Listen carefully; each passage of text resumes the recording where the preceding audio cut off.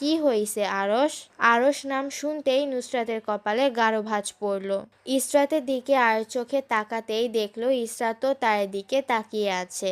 ইশারায় দুই বোন কিছু কথা বলে নিয়ে নিজ নিজ খাবার খেতে ব্যস্ত হলো। আরশ গম্ভীর গলায় বলল, দাদি 2 দিন পর পাপা দেশে আসছেন। এটা বলতে গিয়ে পাপা বারবার থেমে যাচ্ছেন। আপনাদের সবাইকে না জানিয়ে আসতে চাইছিলেন, তাই আমি জোর করে পাপাকে দিয়ে কল করিয়ে জানিয়ে দিলাম। নুসরাতের কপালের ভাঁজ শিথিল হলো। হেলাল সাহেব দেশে আসার কথা শুনে নুসরাতের মেরুদণ্ড দিয়ে বয়ে গেল আলাদা ধরনের শিরশিরানি বাতাস। হাতের লোম ধীরে ধীরে খাড়া হয়ে গেল। নুসরাত অবাক চোখে তাকিয়ে নিজের হাত পায়ের অস্বাভাবিক কম্পন দেখল।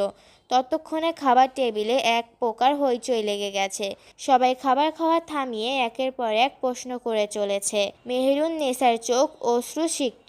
সাদা শাড়ির কোণ দিয়ে চোখের পানি মুছলেন। আরে দাদি, কাঁদছো কেন? এই জন্য পাপা তোমাকে জানাতে চায়নি। আরশের নিরেট গলার স্বর। মেহেরুন নেসা চোখ মুছে নিয়ে হাসলেন। জিজ্ঞেস করলেন, তোরা আইবি? উল্লাস গলা নিয়ে আরেকটা ছেলে বলে উঠল, আসলে কি আমাদের বিয়ে দিবে? মেহেরুন নেসা উচ্চ শব্দে হাসলেন। হেলাল সাহেব চোখ পাকালেন ছেলেটার দিকে।